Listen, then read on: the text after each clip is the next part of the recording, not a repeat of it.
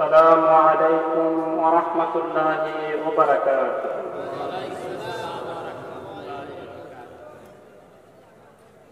الحمد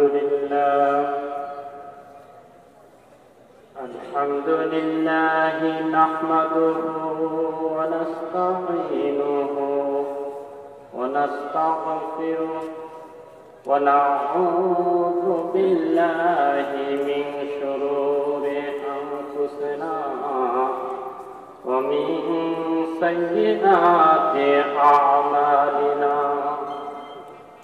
من يهد الله فلا مضل له ومن يضلله فلا هادي له.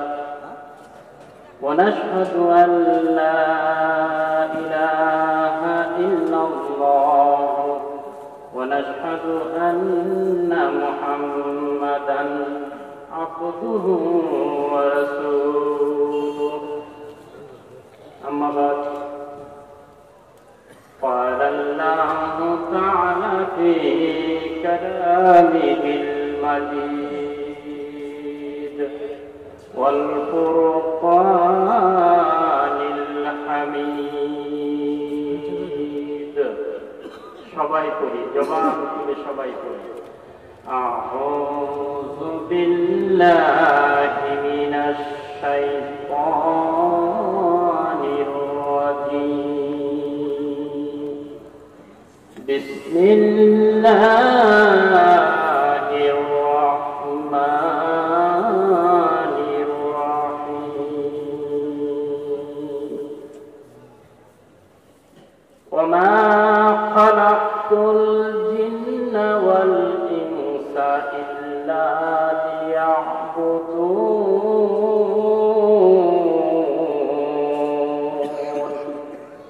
সাদাকাল্লাহুল আযীম। عن جابر رضي الله تعالى عنه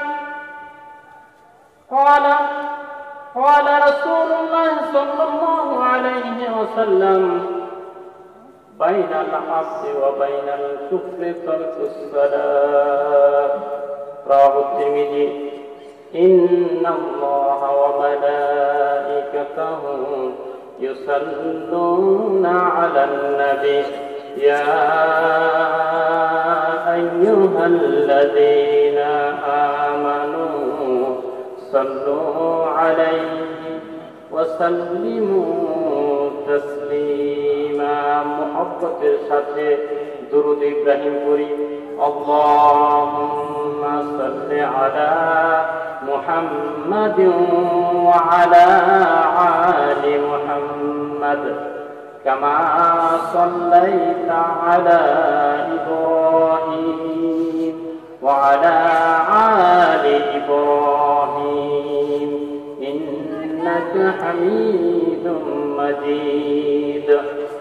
اللهم بارك على محمد وعلى آل محمد كما باركت على إبراهيم وعلى آل إبراهيم إنك حميد مجيد.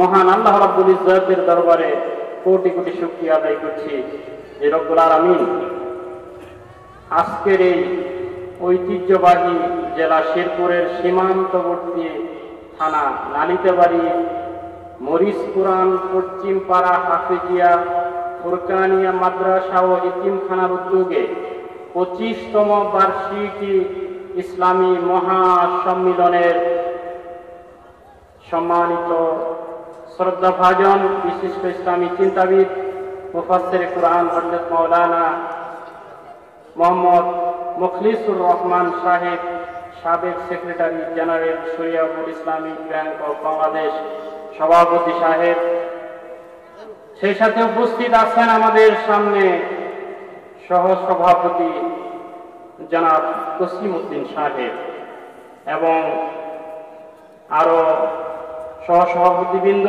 প্রধান অতিথি, প্রধান মেহমান, প্রিয় অতিথি এবং অন্যান্য নেতৃবৃন্দ, মঞ্চে উপবিষ্ট আলেম দ্বীন, এতক্ষণ পর্যন্ত আলোচনা করলেন যারা আলেম দ্বীন, সামনে আমার প্রাণ প্রিয় তৌহিদি জনতা এবং পর্দার অন্তরালে আমার সতী সাধবী মা ও বোনেরা, আমি আবারও সালাম দিচ্ছি। আসসালামু আলাইকুম ওয়া রাহমাতুল্লাহি ওয়া বারাকাতুহু।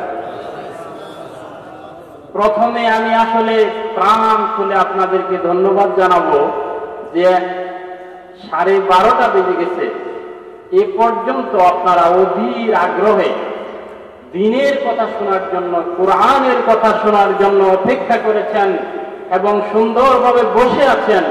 এর জন্য আমার অন্তর থেকে, অন্তরের অন্তঃস্থল থেকে আল্লাহর কাছে শুকরিয়া আদায় করছি যে এই মানুষগুলোকে কাল কিয়ামতের মাঠে এই মাহফিলের ওসিলা করে জান্নাতের ফয়সালা করে দেব বলি আমিন। এই জন্য আমি আসলেই অভিভূত যে আপনারা এতক্ষণ পর্যন্ত অপেক্ষা করে আছেন। আসলে 12টার বেশি বেজে গেছে, আপনারা সময় দেন যে কতক্ষণ কথা বলবো। এই যতক্ষণ কথা বলবো ততক্ষণ দয়া করে আমি বিনীত অনুরোধ করব যে এই সময়টুকু আপনারা একটু থাকবেন। সেটা কতক্ষণ? যদি বলেন আধা ঘন্টা সেটাই বলবো, যদি বলেন 1 ঘন্টা সেটাই বলবো। কতক্ষণ বলবেন? তাহলে আমরা এই 1 ঘন্টা চেষ্টা করব একটু থাকার জন্য। এটা কি মানে শেষ করে আপনারা যাবেন? আমার সাথে একটু দোয়া করে যাবেন? যাবেন তো সবাই ইনশাআল্লাহ? আল্লাহ কবুল করুন। আর সেই সাথে আমি আলোচনা শুরুর প্রারম্ভে 2-1টি কথা বলি। আসলে আসার সময় দেখে আসলাম যে মাহফিলে যত লোক আছে, বাইরে মনে হয় যাচ্ছে বেশি লোক আছে, ঠিক কিনা? কিন্তু এই কথাটা বলবো যে যারা নাকি মাহফিল এসেছে, আচ্ছা ইট তৈরি করে না, ইট তৈরি করার সময় এই মাটিগুলোকে অত্যন্ত ছানা হয়, একেবারে নিখুঁত ভাবে, ওর মধ্যে যেন ময়লা টালা কিছু না থাকে। ওটা ছানার পরে আপনারা জানেন বা অনেকেই দেখেছেন যে এই মাটিটাকে ইটের একটা ফর্মা আছে, আছে না? নাই, এই ফর্মা আছে। ওই ফর্মার মধ্যে এই মাটিকে ছেড়ে দেওয়া হয়, জুড়ে করে ছেড়ে দেওয়া হয়। ছেড়ে দিয়ে উপর দিয়ে একটা সুতা অথবা অন্য কিছু দিয়ে টান দিয়ে এটাকে সমান করে দেওয়া হয়। কথা বলেন ঠিক কিনা?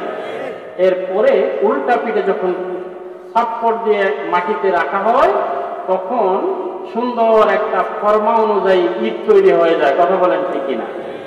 তাহলে কেউ যদি এমনি সারাক্ষণ ওই মাটি নিয়ে লাফালাফি করে পিটাপিটি করে, ইট হবে? কথা বলেন, ইট হবে? হবে না। ওই ফর্মার মধ্যে যেতে হবে। কথা বলেন ঠিক কিনা? তাহলে ইটের ফর্মাটা হচ্ছে, আমরা দেখেন ওই ইট দিয়ে কাঁচা মাটি থাকে, এই মাটিটাকে ফর্মার মধ্যে রেখে সুন্দর ডাইসে যখন ফেলানো হয়, ফেলানোর পরে এটাকে শুকিয়ে আবার যখন পোড়ানো হয়, পোড়ানোর পরে এটা কি হয়ে যায়? ইট হয়ে যায়। আর ওই ইট দিয়ে দেখেন 1 তলা, 2 তলা, 3 তলা, 5 তলা, 10 তলা, 25 তলা, 30 তলা আরো বেশি উঁচু করে একটার পর একটা সিঁড়ি দিয়ে একটার পর একটা ইট রেখে বানানো হয়। কথা বলেন ঠিক কিনা? তাহলে ওটা কতটা মজবুত হয়। তাহলে এবার আমার ভাইরা, এই যে যারা প্যান্ডেলের বাহিরে আছেন, এটা হচ্ছে ইটের ফর্মা, ডাইস। এই মাহফিলটা হচ্ছে ইটের কি? ডাইস। এবং এই ডাইসের মধ্যে যতক্ষণ না আসবেন, বাহিরে থাকবেন, ততক্ষণ পর্যন্ত কি আপনার সেই সুন্দর মুমিন হতে পারবেন? আওয়াজ দেন না কেন? মুমিন হতে পারবেন? পারবেন না। এবং আজকের যে আলোচনা, মহাগ্রন্থ আল কোরআন, কোরআনে কারীম, যেটা এই পৃথিবীর শ্রেষ্ঠ গ্রন্থ এবং হুদাল লিল মুত্তাকিন, মুত্তাকিনদের জন্য এটা হেদায়েতের গ্রন্থ। এই গ্রন্থ নিয়ে, এই গ্রন্থের দিক নির্দেশনা অনুযায়ী তো আমরা আলোচনা করবো। কথা বলেন ঠিক কিনা? তো এই কথাগুলি শোনার জন্য আমি আরেকবার অনুরোধ করে আমি কথা শুরু করব। যারা বাহিরে আছেন এখনো, আল্লাহর হস্তে বলছি, একটু দয়া করে প্যান্ডেলের ভিতরে আসেন। আর আমি একটু বিনীত অনুরোধ করব, যারা এই যে ফাঁকা ফাঁকা জায়গা আছে, এই জায়গাগুলো একটু ক্লোজ করে বসেন। কি জন্য? ওই জায়গাতে শয়তান এসে আপনাকে পুশিং দিবে যে পুলিশ মানুষের কি কথা শুনবে, ঠিক না? কথা বলেন ঠিক কিনা? এই পুশিংয়েই অনেক সময় শয়তানের পায়রবি হয়ে উঠে যাবো। এই জন্য এই জায়গাগুলো বন্ধ করে বসেন, যেন আর পুশিং দিতে না পারে। কথা বলেন ঠিক কিনা? একটু একটু এগিয়ে গিয়ে বসেন, একটু এগিয়ে গিয়ে বসেন।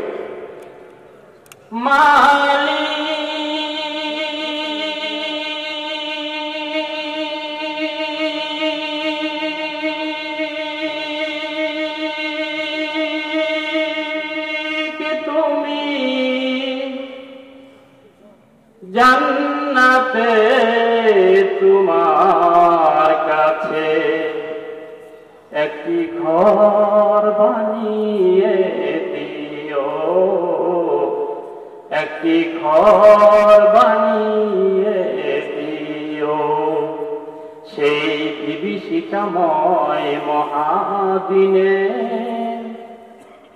সেই বিভীষিকাময় মহাদিনে তোমার প্রতিবেশী করে নিও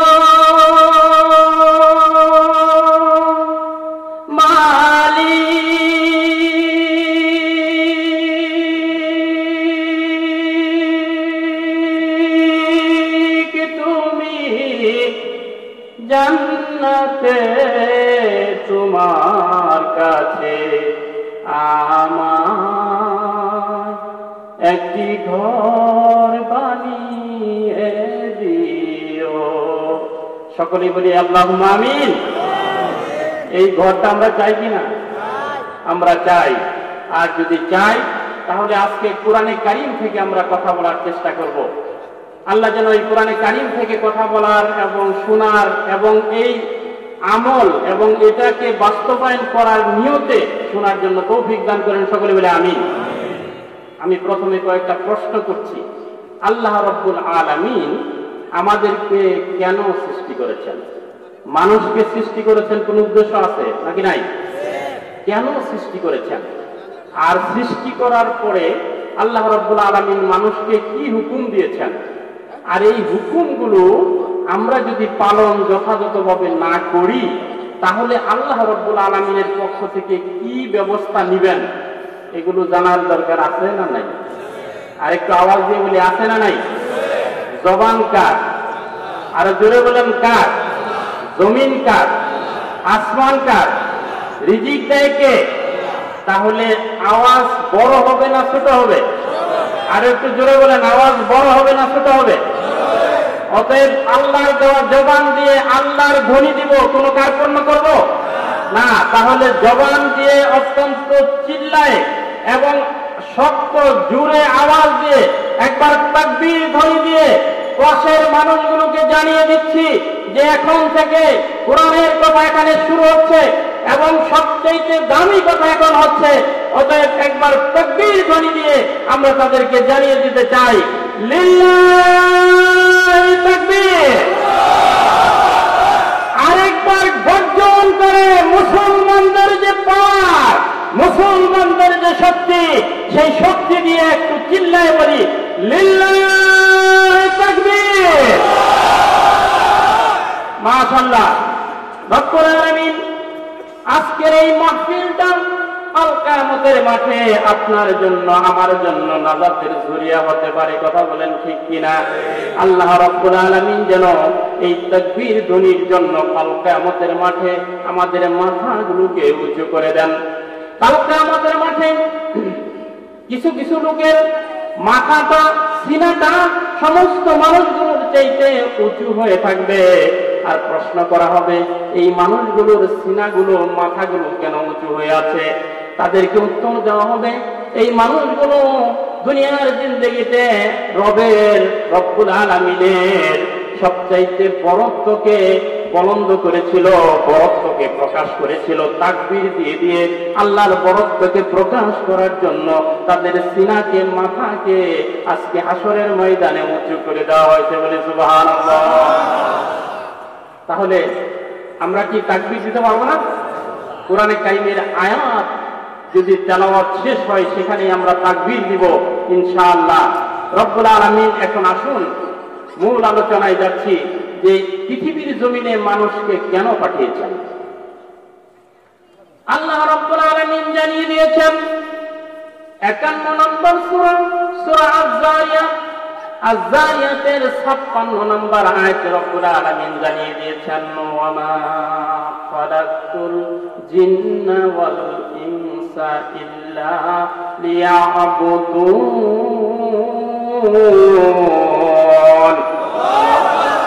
রব্বুল আলামিন জানিয়ে দিলেন, আমি জিন এবং ইনসানকে আমার ইবাদত করার জন্য, আমার দাসত্ব করার জন্য, আমার গোলামি করার জন্য, আমার হুকুম পালন করার জন্য আমি সৃষ্টি করেছি। কথা বলেন ঠিক কিনা? তাহলে রব্বুল আলামিন পৃথিবীর এই জমিনে আপনাকে আমাকে সৃষ্টি করেছেন, পয়দা করেছেন, পাঠিয়েছেন তার গোলামি করার জন্য, তার হুকুম পালন করার জন্য, কিন্তু শয়তানের হুকুম পালন করার জন্য না। কথা বলেন ঠিক কিনা? আজকে তো আল্লাহর হুকুম পালনের চাইতে শয়তানের পায়রবি আমরা বেশি করছি, আর যে কারণে সারা বিশ্বব্যাপী মুসলমানদের অধঃপতন, সারা বিশ্বব্যাপী মুসলমানরা নির্যাতিত। কথা বলেন ঠিক কিনা? ও মুসলমান, সারা বিশ্বের মুসলমানরা আজকে নির্যাতিত, নিপীড়িত, নিষ্পেষিত। কেন? কেন? এর কারণ আর কিছু নয়, আর কিছু নয়। কারণ একটাই, মুসলমানরা মুসলমানিত্ব হারাতে বসেছে। কথা বলেন ঠিক কিনা? তাহলে আমার ভাইরা, আল্লাহ রাব্বুল আলামিন এই জমিনে পাঠিয়েছেন আপনাকে আমাকে দাসত্ব করার জন্য, গোলামি করার জন্য, তার হুকুম পালন করার জন্য, ইবাদতের জন্য। কথা বলেন ঠিক কিনা? রব্বুল আলামিন আরো জানিয়েছেন 2 নম্বর সূরা, সূরা বাকারার 21 নম্বর আয়াতে, ইয়া আইয়ুহান নাসু উবুদু রাব্বাকুমুল্লাযী খালাকাকুম ওয়াল্লাযীনা মিন ক্বাবলিকুম লাআল্লাকুম তাত্তাকুন। রব্বুল আলামিন জানিয়ে দিলেন, হে পৃথিবীর মানুষ, ইয়া আইয়ুহান নাসু উবুদু রাব্বাকুমুল্লাযী খালাকাকুম, হে পৃথিবীর মানুষ, তোমরা সেই রবের ইবাদত করো যিনি তোমাদেরকে সৃষ্টি করেছেন এবং তোমাদের পূর্ববর্তীদেরকে সৃষ্টি করেছেন। তাহলে লাআল্লাকুম তাত্তাকুন, আশা করা যায় তোমরা মুত্তাকি হবে, পরহেজগার হবে। তাহলে কি ইবাদত করলে কি লস হবে? আর আওয়াজ দিয়ে বলেন, লস হবে? তাহলে ইবাদত করলে আল্লাহর প্রিয় হওয়া যায়, রাসূলের প্রিয় হওয়া যায়। কথা বলেন ঠিক কিনা? আর ইবাদত বন্দেগী ছাড়া কি জান্নাত পাওয়া যাবে? আর আওয়াজ দিয়ে বলেন, পাওয়া যাবে? পাওয়া যাবে না। হে আমার